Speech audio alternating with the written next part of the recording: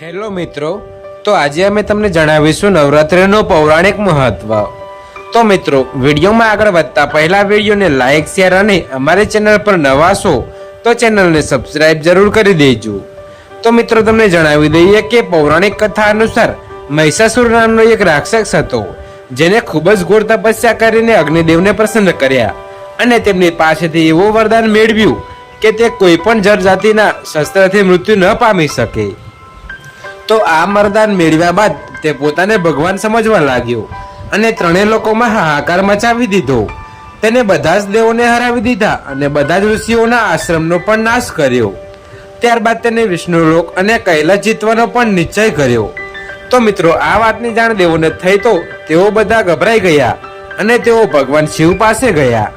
શિવજીએ બધાને દેવી શક્તિની આરાધના કરવા માટે કહ્યું અને તેમને જણાવ્યું કે આ મુસીબતમાંથી તમને દેવી શક્તિ જુગારી શકે તેમ છે.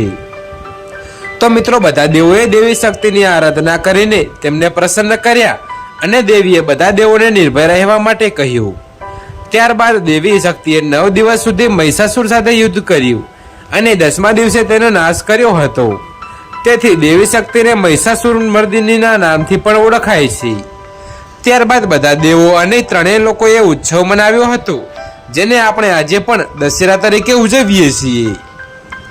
તો મિત્રો, આ સિવાય એક બીજી દંતકથા પણ નવરાત્રી સાથે જોડાયેલી છે કે ભગવાન રામ જ્યારે રાવણ સાથે યુદ્ધ કરવા માટે નીકળ્યા તે પહેલા તેમને દેવી શક્તિની ઉપાસના કરી તેમની પાસેથી એક બાણ મેળવ્યું હતું અને ત્યારબાદ તેમને 9 દિવસ સુધી રાવણ સાથે યુદ્ધ કરીને 10મા દિવસે યુદ્ધમાં તેનો વધ કરી દીધો અને તેની ખુશીના રૂપે લોકો વિજયાદશમી ઉજવે છે અને આ પરંપરાને લોકોએ આજે જાળવી રાખી છે અને આજે પણ લોકો રાવણનું પૂતળું બનાવીને તેનું દહન કરે છે.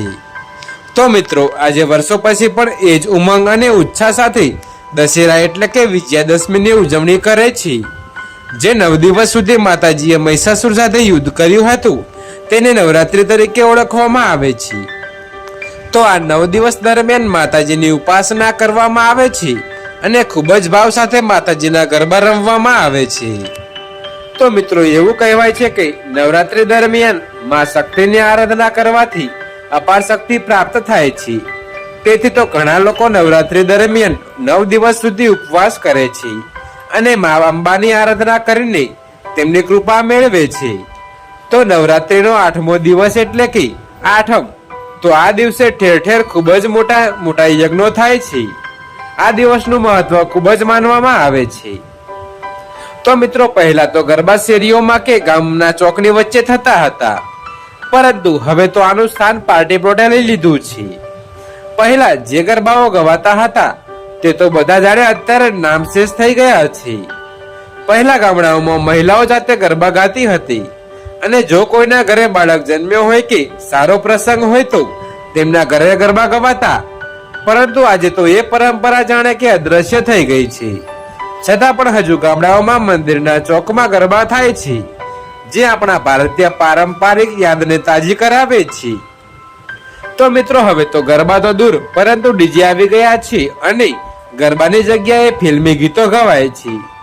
જેમ જેમ દિવસો વીતતા જાય છે તેમ તેમ આપણી સંસ્કૃતિનો ધ્વંસ થઈ રહ્યો છે અને આપણી સંસ્કૃતિ ધીરે ધીરે નાશ પામીતી જઈ રહી છે.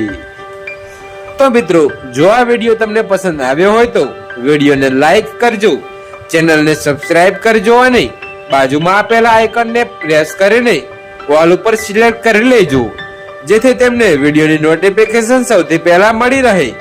અને વિડીયોને છેલ્લે સુધી જોવા બદલ આપનો ખૂબ ખૂબ આભાર.